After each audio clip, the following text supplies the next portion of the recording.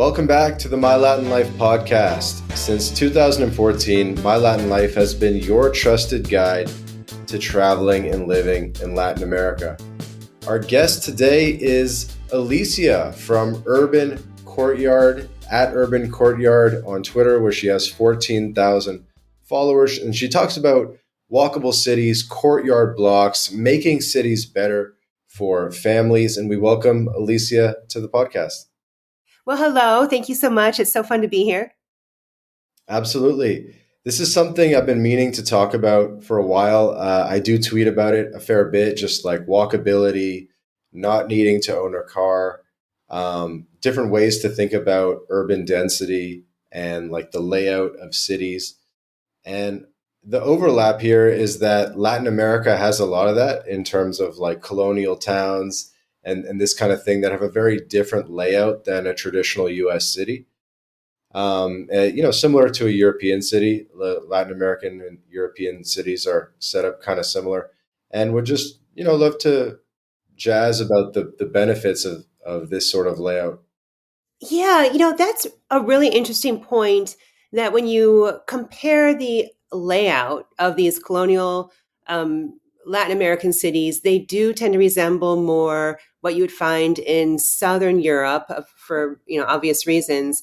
And the layout in U.S. cities is so odd the way it developed. I mean, one thing that I focus in my writing or that's particularly interested me is how we got to this place where so few Americans actually live in cities. I mean, if you look at the statistics of the U.S. population over the 20th century, it's a story of like a kind of an effort to urbanize, and the urban population peaked in like 1950. But even then, it was only like 30 to 40% of the US population even lived in cities.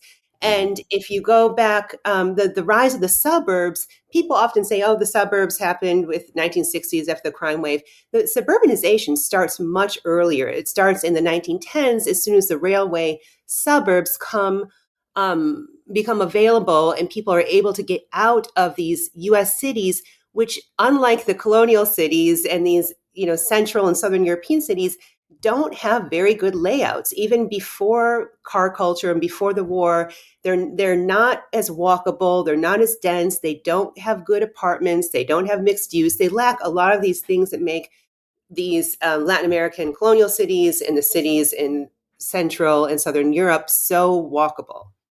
Part of my advocacy is just drawing attention to the urban forms that make these walkable cities walkable and aspirational and appealing for people across the life cycle. And a lot of that is critiquing the U.S. city layout and the history of how they have developed. Yeah, definitely. And for listeners who have never heard of courtyard blocks, paint us a picture. Like, what does a perfect American courtyard block neighborhood look like today or look like in 10 years?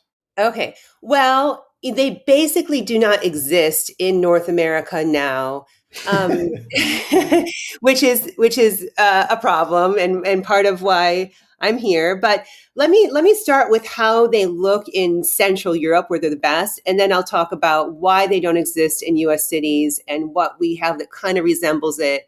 And so courtyard blocks are also known as perimeter blocks, and it's just in cities as they developed organically, but also in the 19th century, there was a more like careful version of this. But it's basically you have a city block and you build what's called missing middle. So like medium-sized buildings, they might be 4 to 6 stories tall. And usually the ground floor is commercial. And then you'll have a couple of floors of apartments. They can be owned, and they can be rented, they can be big, they can be small. They usually have a single stairway going up, which is very important because when you have a single stair core, you can have a floor where there's only one large apartment or maybe 2 apartments that share a landing.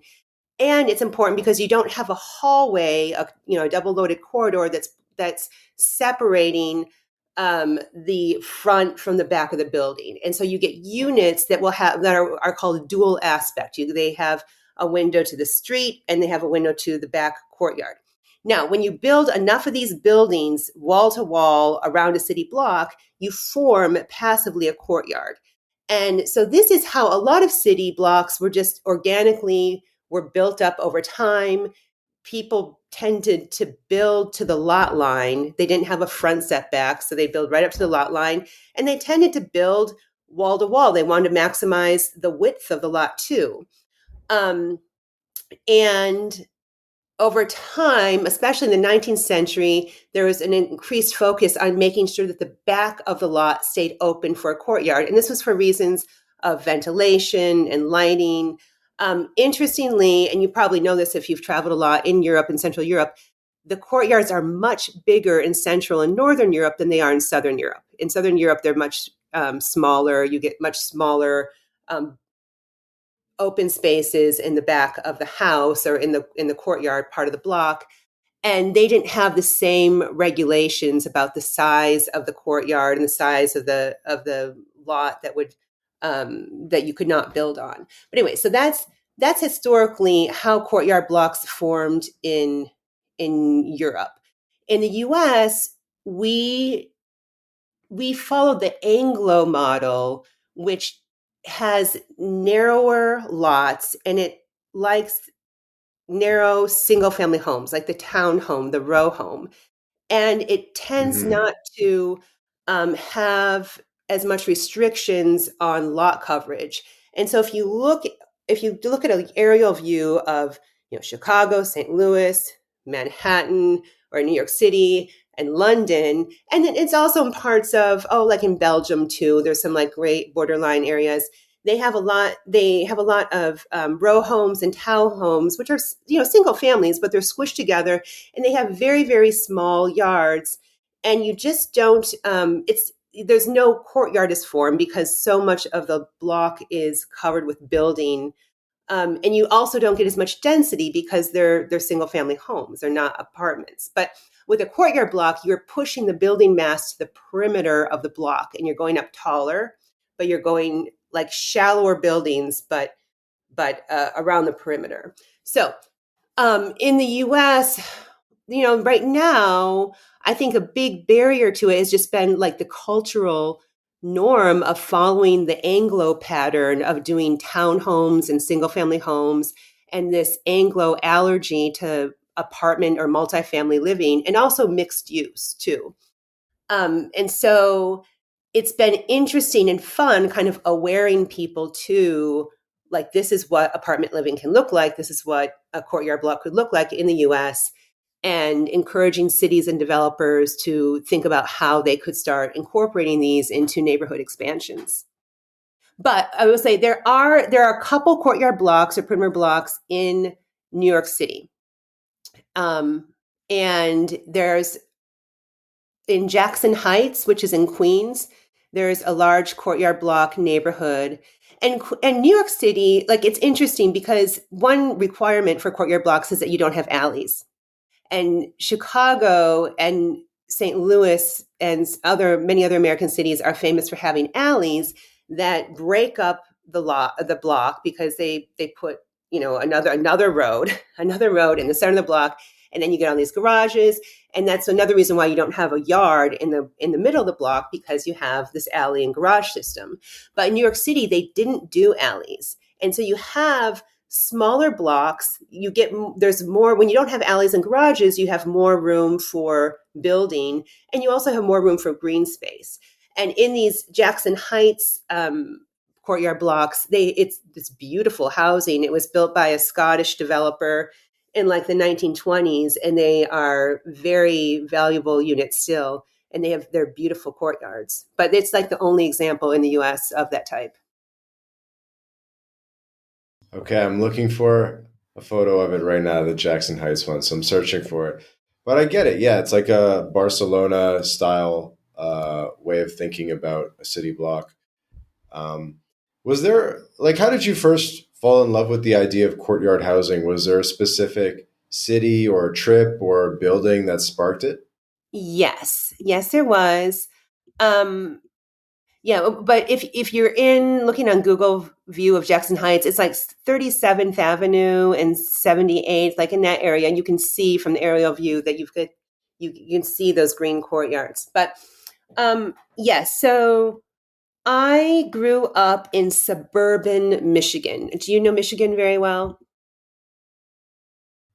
A little bit, yeah. Have you Go have you go Red Wings. Yeah, so have you been to Michigan? A little bit, a little bit. So Michigan, there's Detroit on the east side, and that was famously very urbanized and then totally wrecked. And then on the west side of the state, like the major city, it's like 200,000 now, is Grand Rapids. And I grew up in suburban Grand Rapids. And my dad was a construction or he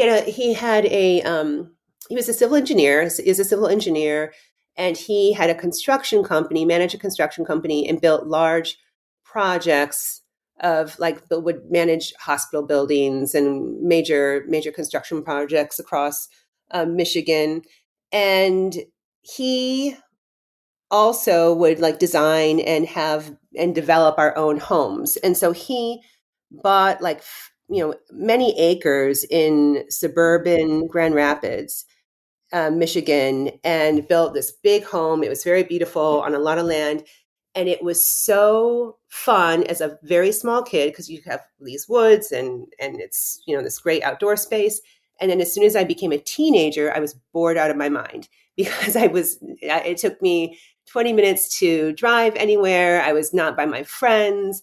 I felt so socially isolated, and I hated that lifestyle. When you're 13 or 14, you can't drive, so you're dependent on a parent. And even by the time I could get a job, you spend all your time working a job to pay for gas in the car to go to. It was a terrible adolescence.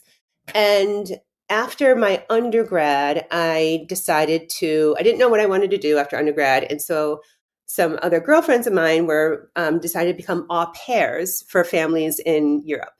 And so I found a family that was in Florence, Italy, and they wanted a American au pair girl. And so I went over there when I was, 22, and they lived in a 15th century palazzo in historic center of Florence, and they lived in a courtyard block.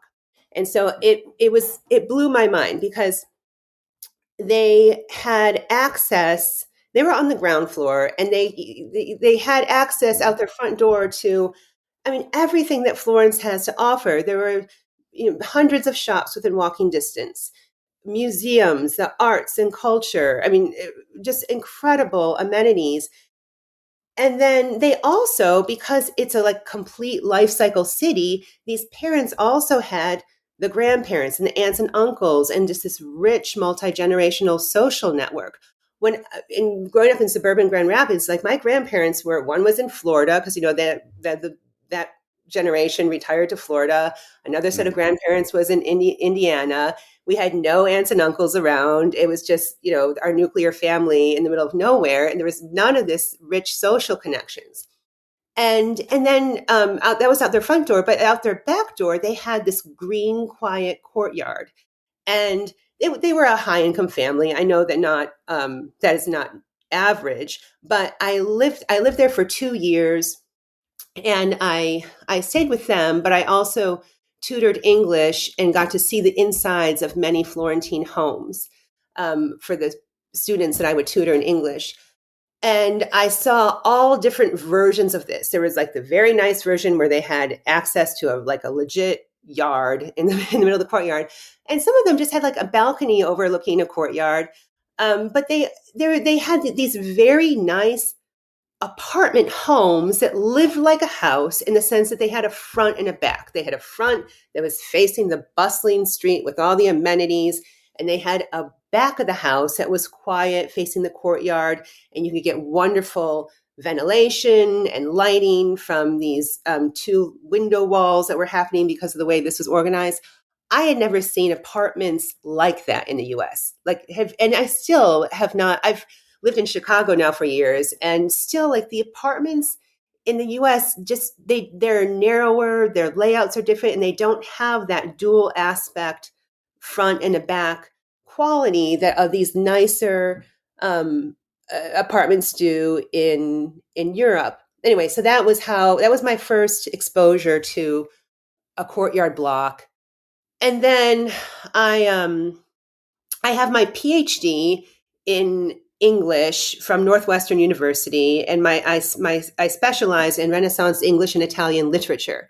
And so for my dissertation, I read a whole lot of literature written by people that were, living in European cities, mainly because that's where people were writing. They weren't writing in the suburbs or the country. They're mostly writing in cities. And I just became aware that this multifamily housing arrangement, how common it was, and that the benefit that it provided was allowing all of society, not just the childless professionals or the retirees, but all of society to live in the city centers because it provided families with a house with a yard, but also the density that you need to maintain a walkable, amenity-rich neighborhood. Because you can easily stack large apartments and small apartments, or have like a building with large apartments next to a building with small apartments. But it's much easier to get that density and diversity of housing types that you need to create cities for everyone. But yeah, so that was the Florentine Courtyard Block was my gateway. That makes sense. Be like Florence. That's a great story. And I agree. And you see all these posts on Twitter, and it's like the classic line is like, this type of mixed use housing would be illegal in most parts of the United States today. And, it's like that one cobblestone street in Boston or something. Yes. Yeah. So I think a lot of people are starting to catch on to the missing middle, actually being the solution. Like you have seen initiatives in different US and Canadian cities to promote more mixed use housing. So I think, you have caught the wave in the past couple of years. So let me ask about practical implementation. I think you've made some guides, right, about how to share it with city councilors and developers. Yes, I have materials that lay out the different paths that cities or developers could take to build these things. And there are two main paths. Like you could have a city led master plan, and this is how they were developed in the 19th century. And the city would just establish basically what's called a form-based code. And the form-based code is different than zoning. Like for a zoning code, the zoning says, okay, and this on these lots, here are the lots, and you can do single family homes here. And then on these lots, you can do commercial. And then these lots, you can do mixed use multifamily, but they zone by use. And with a form-based code, which is what was traditionally done by city planning when there was better city planning and better cities were being built, they just had this form-based code. And so, for example, the one that was used in Sweden in the 1900s, it was a national building code. Actually, the King of Sweden commissioned it, and they applied it in every city in Sweden. But most of the building was in Stockholm, so that's the best example of it. But the code said this: okay, you can go up 5 stories. You can't go above 5 stories. You you have to go to the lot line, so you can't have a front setback. So all the buildings are to the right up, built up to the lot line, to the sidewalk. If you want to go to the sides of the lot with your building, then you have to build with masonry, with brick or with stone. And this is because of the fire hazard of wood building. And then they also said 50% of the lot needs to be open air for a courtyard in the back. And so with this simple code, and they also had some code aspects like regulating the ceiling height. They wanted uniformity with how the buildings lined up. So they said, ceilings have to be, the first floor has to be 12 feet or whatever, and the second floor is like, as you go up they could get smaller. But the result was that there's a uniform cornice line. Cornice refers to the roof line.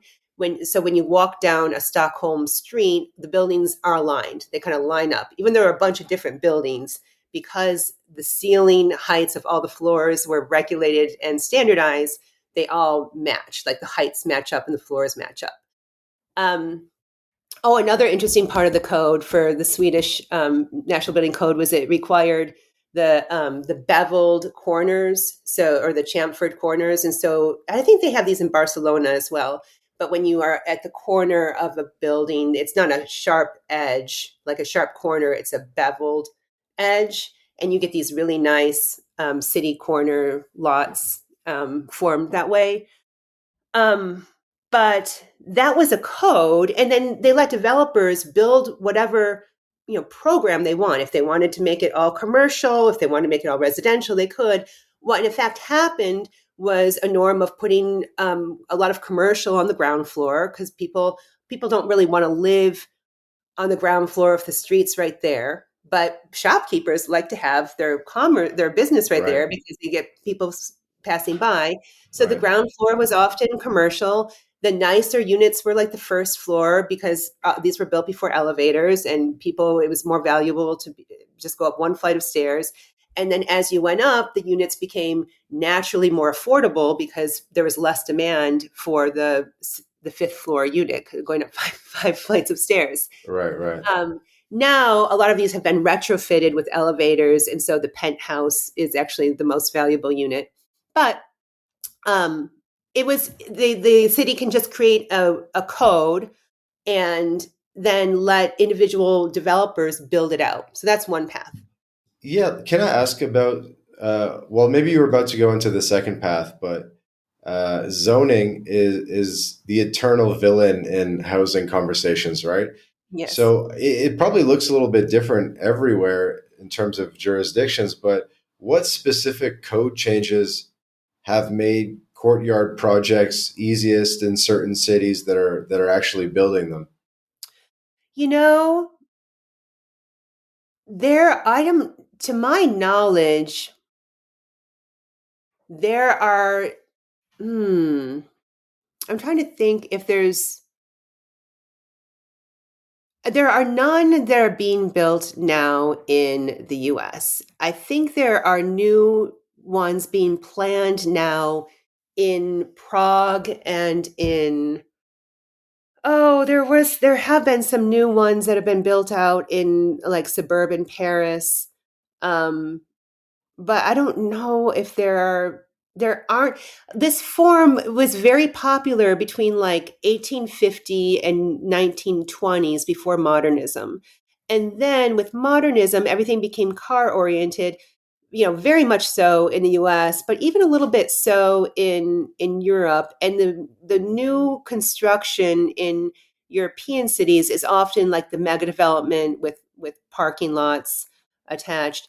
I'm not sure if how many I can't think of a good example in like the last 70 years of one following this traditional like form-based code neighborhood Mhm. expansion. Um, it would be very easy to do. It just all it takes is a confident urban planning department in a city to be like, "Hey, we've got this area. We're going to lay the street grid, do the parcelization, and here's the code. You can build whatever you want within this with this code." Mhm. Um, it's what have you been following the California Forever project? No, no. Tell me about that. Oh, this is super interesting. So the housing crisis is bad everywhere. Maybe it's the worst in California. There have been a number of the tech billionaires have been trying to find someone to build a new city in California for a while. A lot of people have kind of thrown their hat into the ring, and the guy who's looks like he's going to win it is a Czech gentleman named Jan Sramek, Jansramek, and he's raised Uh, over $1 billion. He's got Mark Andreessen and a lot of these big venture capital firms bankrolling him. He's acquired a lot of land north of San Francisco, south of Sacramento, and hundreds of acres. And it's going to be an expansion of what right now is a very small city called Sui Sun City. I've been talking to him and he's going to do a mix of missing middle housing, but he's going to do courtyard block. He's going to do courtyard blocks, and I've these plans are not public yet. I've seen them, but it's basically what I've just described is what's going to happen in that situation. There's going to be a code and regulations with setbacks and whatnot, and the developers will be able to build out according to this code, and the result will be these courtyard blocks. But so that's going to be really exciting to see. Right now, they're going through environmental review, but I think that we're going to. It looks like it's moving forward, and I put a lot of hope in that project because it it seems certain, a very good likelihood that he will pull this off, and it will be an example to show other cities in America how to do Mhm. this now in current year. But the other way to do it is what's called a PUD, and PUD stands for Planned Unit Development, and that's where Mhm. any private developer can just go and acquire a bunch of land and uh, create a courtyard block, you know, plan and get the approvals from the city with this PUD, and then build it out.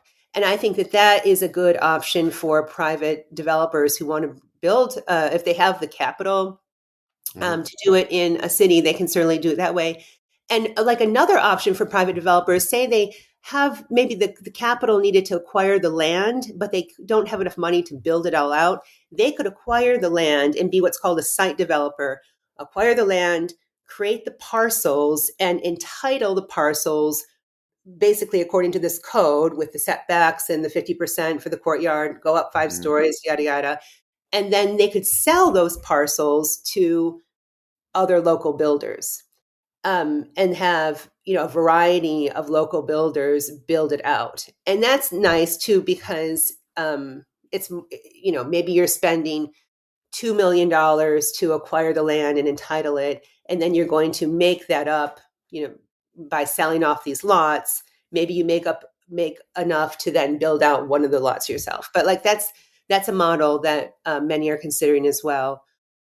But it's hard because it was very popular 100 years ago, and then it kind of went out of style. And I think people are just trying to figure out now how to do it again with the current kind of like lending and construction norms. But there's a ton of interest in it. Yeah, I got a taste of this in Montreal, where in Montreal, Canada, they really have this done quite well. Maybe not a courtyard block, but sort of the missing middle type of um, rental properties that there are. It's very different than how it is in other parts of Canada. So it's more European inspired, and Montreal has like a lot of this missing middle kind of like 4 story building type of real estate. They do it differently. It's kind of unique where they have these like outdoor staircases. So they have their own spin on it, but that's kind of where I noticed this as well. So I totally hear you. Yeah, where in that's not a city that I know well. People rave about the urbanism there, but what's a neighbor? Do you remember what neighborhood you saw this in? Really, all of Montreal, or particularly anywhere near the mountain, because there's like a small mountain hill in the city. But Yeah. really anywhere. I mean, they have subway lines, right? So all along the subway lines, they have all this sort of mid-tier housing or medium density housing.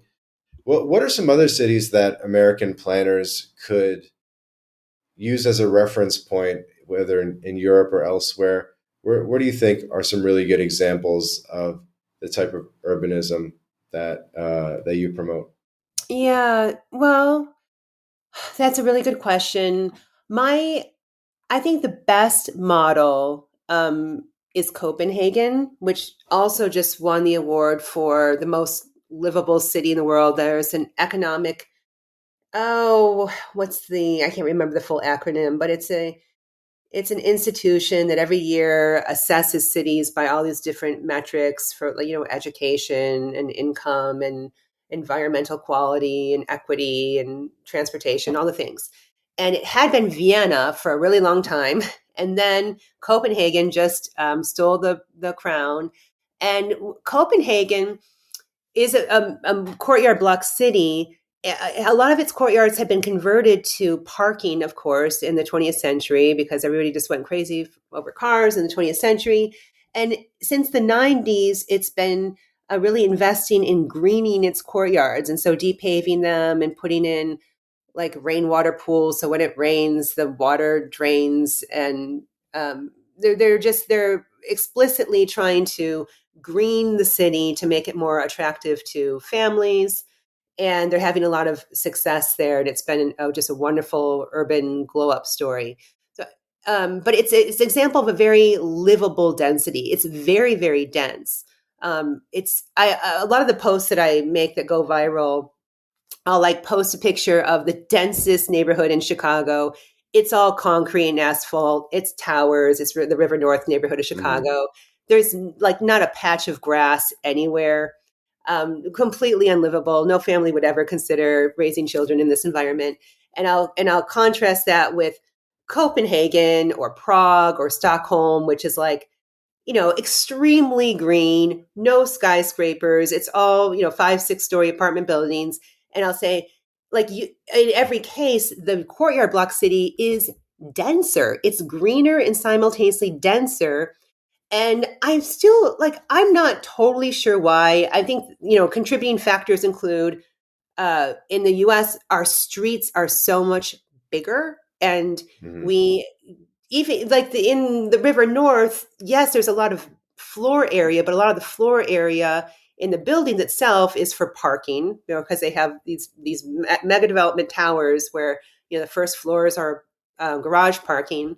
But we also have our streets are so much wider here than they are in Europe, and you just have more land area that is taken up by car related uses. But also, the perimeter block is interesting because it maximizes that greater area around the perimeter of a lot, and you can really get very, very high density levels, but it doesn't feel dense because it's also very green and people have these Mm-hmm. very nice units. And so that's getting back to walkability. It's just critical for walkability because you can't have a walkable neighborhood if you don't have enough population to support the businesses. And if you don't have businesses, then you don't have anywhere to walk to. You want to be able to walk. The point of a city is to put people in a place where they can walk to their daily, they can be close to their daily destinations and their social network and their cultural networks. And if you don't have a population that is required to support these local businesses, then you don't have walkability. And so you need to have density, but you also want to have the green space, or else, the families want a house with a yard. And if they can't get a house with Uh, a yard in the city, they'll move to the suburbs.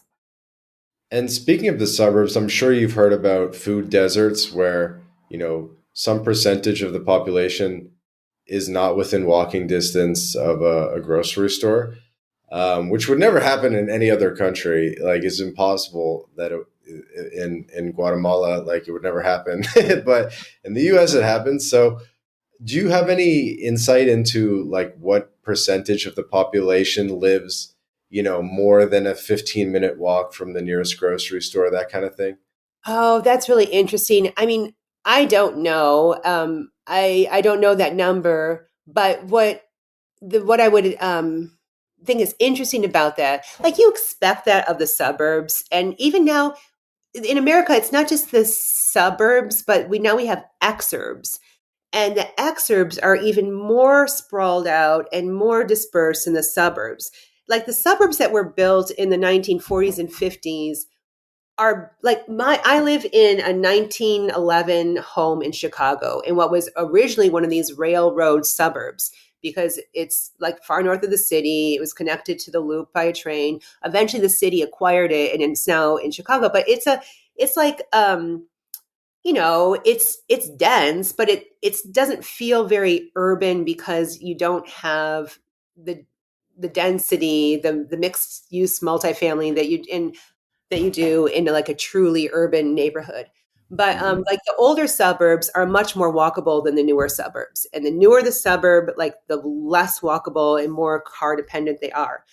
But with the food deserts, people often bring that up in reference to these low income neighborhoods, often minority neighborhoods, like in the south side of Chicago.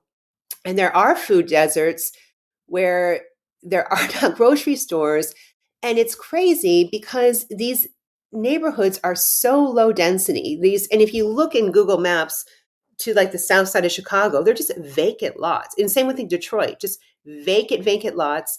And they don't have the density to support the businesses, to support a grocery store, even though they're in a city grid and there is transportation. There's just not been, they have not developed that area and there aren't people living there anymore for complicated reasons. Right. Yeah, you don't see any more, neighborhood bars like and that kind of thing, and like it's like illegal to just put up a little corner store that like sells coffee and has some chairs and stuff, and the zoning is so strict. It's like you can't even do anything, and it there's not like there's less cohesiveness. I think maybe you've talked about how there's less porches being built. So even though like they're not built, even these like low density communities now, they don't even have porches. So it's like even less friendly. I And know. It's just I see it all as an expression of this car dependence and car like every aspect of suburban life is oriented toward cars and people aren't even walking, their suburban neighborhoods anymore in some of these new places. They're just getting into their car and going to their destination and there is no community and it's so what's sad about it would be like if Americans really preferred that, like that'd be sad. But that would be like, okay, that's just what Americans prefer. And that's actually what I thought for a while. I thought, okay, Americans really just love having the space and they really want their big house with a yard. They don't want a walkable neighborhood. And I thought that for years. And then now I'm in this wonderful Chicago neighborhood. I'm raising three kids in this, by American standards, very walkable neighborhood. And I got involved in this space because I saw so many, as my kids aged into elementary school, I saw so many of our family friends leave the city, not because they disliked city living. They liked the city, they liked the schools, there's not crime in this Mhm. area, but they couldn't afford a house with a yard because in US cities, the only options for family housing are single family homes that are extremely expensive. But we don't build large apartments with yards like they do in Europe. And the apartments we do are just like these mega Mhm. developments with a bunch of small yardless, one bedrooms, and that does not work for a family. And so what's really sad is that Americans want to live in cities. Not all of them, but many of them want to, but they can't because we don't build I like the solution. I think this obvious solution is not building more single family homes in the city because that would just make the city less dense and less urban. It would turn the city into a suburb. The solution is building better multifamily buildings and better blocks that can incorporate not just families but the whole range of the social spectrum. You can have the families living in the same block as the young professionals, as the grandparents, and you get the whole swath of society in the same neighborhood, and then it can be a complete life cycle neighborhood.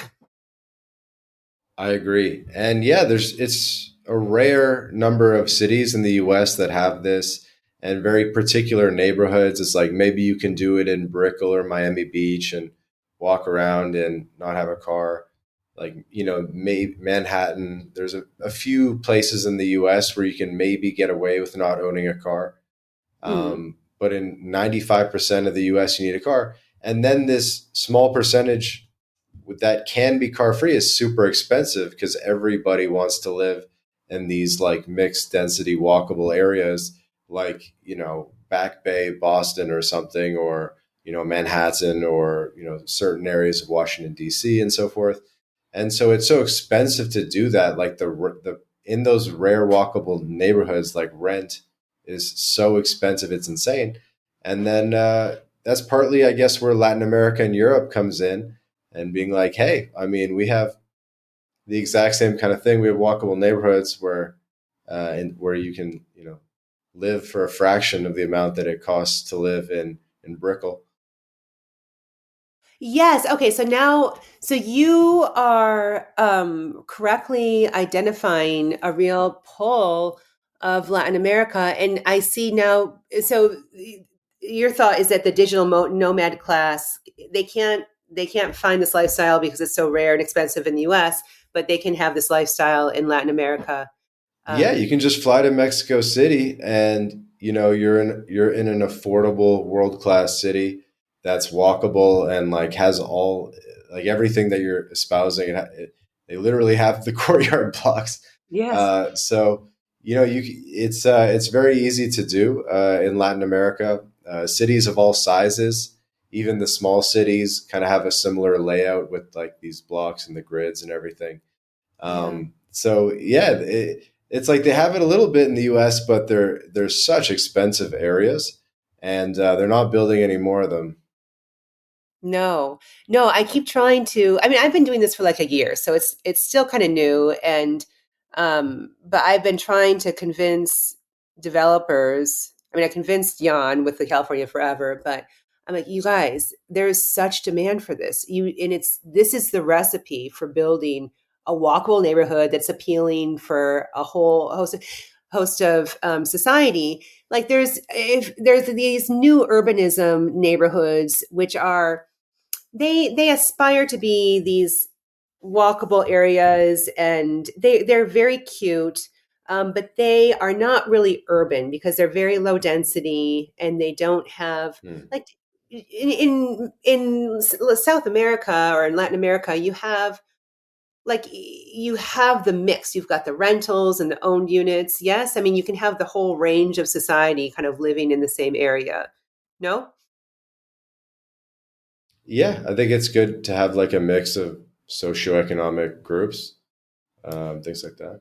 Yeah, and in these new urbanism neighborhoods that are very cute, but they don't have the density and they don't have the socioeconomic mix. They don't have the range of housing. And so I'm hoping that American developers will, just, for try to monetize the demand this for these neighborhoods like these, because I mean the answer is to increase the supply, and they're Yeah, just and because that makes it easier for family to like stay in the same area as well, things like that. So it's like, okay, on this same block in the same neighborhood, there's small apartments for that stage of life. There's houses. There's big condos or like whatever stage of life the family member is in. There's something in the immediate neighborhood. yeah. Whereas it's that. So that's kind of where it comes into. I think it's family friendly in so many ways. Yeah. I my experience has been like I grew up in the suburbs, did not have a great suburban childhood. My kids, I have a 6-year old, an 8-year old, and a 10-year old, and they are having, freedoms that I never dreamed of when I was their age. Like I, when if they can walk to their friend's house, they walk to school, they walk to their activities, they can, yesterday I needed something for a recipe and I sent my 10-year-old with my credit card to the grocery store. And, she loves doing that because it's fun to go out and go to the grocery store and get something from mom. I can send my 8-year-old with $20 to go get his hair to the barber shop to get his hair cut. And I'll mention stories like this on Twitter or on X, and some people just can't believe it. Like this is so abnormal in how children are raised in the U.S. now, and some of them are like this is illegal. Like this should be illegal. Like why aren't police Right. That's a arresting thing now is it's like if a 12-year-old is like walking outside, it's like by themselves, it's illegal or something. And obviously it wasn't like that 50 years ago, but there's been this sort of like, I don't know what you call it, like babying approach by the state And it's true. Like I imagine most of the audience has seen these videos. It'll be on Fox News, and the mom's like, "I let him go to the store. What are you talking about?" And like the police are like, "Child endangerment." You're like, "This is insane. Like, is this America?" I know it is so wild, but what's interesting whenever those videos come up, and I'm obviously sympathetic with the parents, and I think it's really important to give children experiences of autonomy and agency so they can learn how to negotiate the world on their own and not be infantilized Mhm. as they're 8, 10, 9, 10, 12. But a lot of these child endangerment cases happen in the suburbs or in the country. They never happen in the city. And in the city, everybody lets their kids one range. I mean, it's every family has a different. It depends on the family and the child. Like some let their kid wander the neighborhood or go to the playground when they're 8. Some wait till 10. But it is very nobody bats an eye to see an 8 or a 9 or a 10-year-old Right. going to a playground without an adult.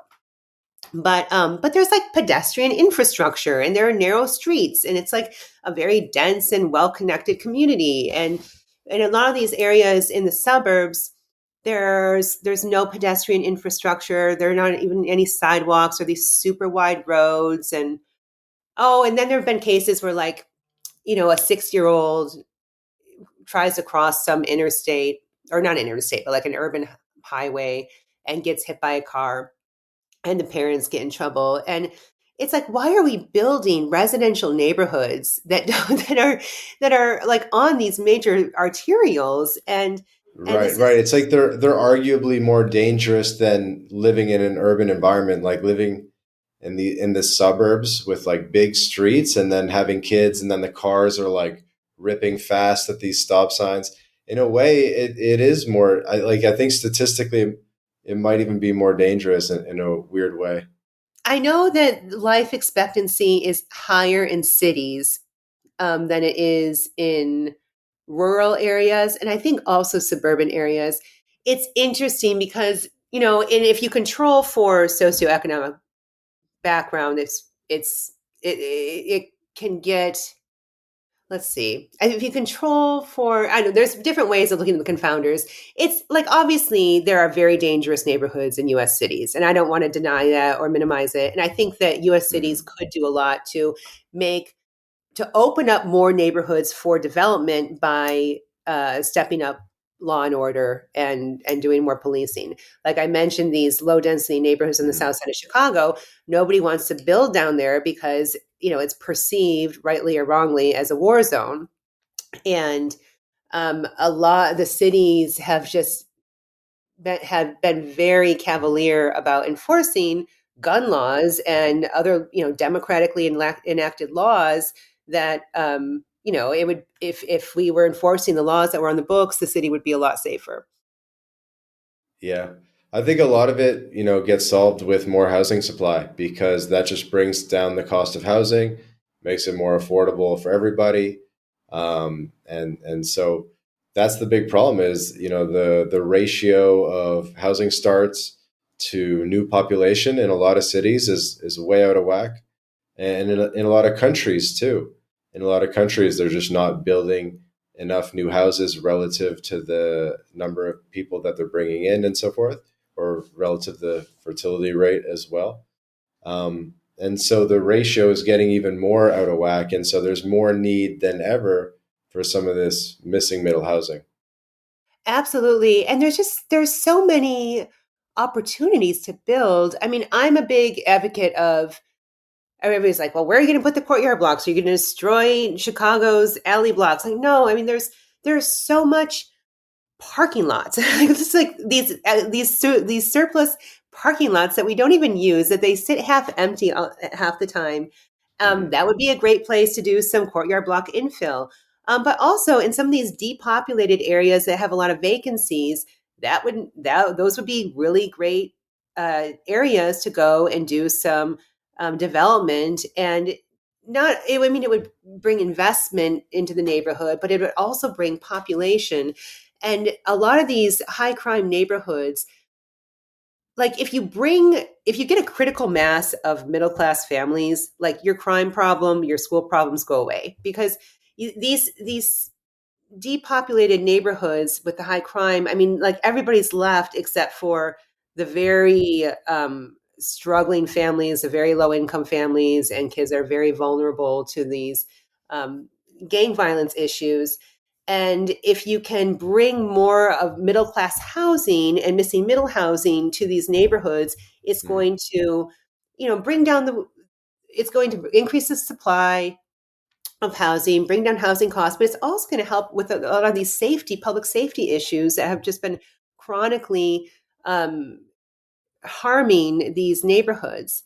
And I would like to see city governments just embrace this role of being city planners again and planning grids and parcels again. And unfortunately, a lot of them have this attitude of just waiting for developers, these big developers, to come and propose these big mega developments with these big towers. And sometimes these come to fruition, sometimes these big sites just sit empty and the bank ends up taking hold of it. And we've just seen some really bad development schemes in Chicago, and it's very frustrating to see.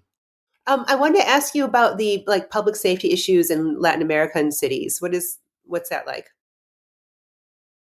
I think it's very safe because there's so many people around and there's so much life in the streets. Like, um, when you see grandmothers, walking with kids and like getting ice cream and stuff like that, and people huddling around a food cart type of thing, like taco stand, like Yeah.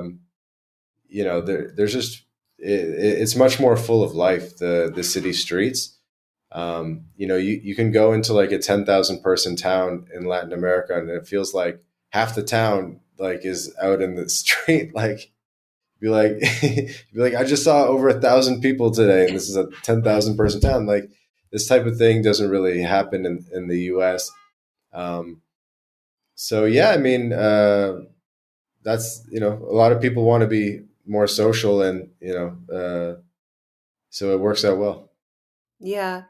Yeah, and there's eyes on the street. There's safety in numbers, and a lot of Americans' perception of crime in the city is from these areas where there aren't enough people. Like they just need more people out, and they need part of it's building housing, but part of it's building the kind of housing that with an active street. And for an Mm. active street, you need that ground floor commercial, and you need good public spaces. And I think the cities generally need to focus on providing high quality private properties, good multifamily living that actually appeals to middle class families and as well as other households. Mm. But they also need to focus on creating high quality public spaces, and that means active street edges and good piazzas. It just kills me that like going in Italy and walking around Rome or Florence, and it's just like, here's a wonderful piazza, and they've just basically closed off a through street and converted it into a plaza, and there are mixed use buildings around, and all of a sudden you get this wonderful space, and it's just teeming with people.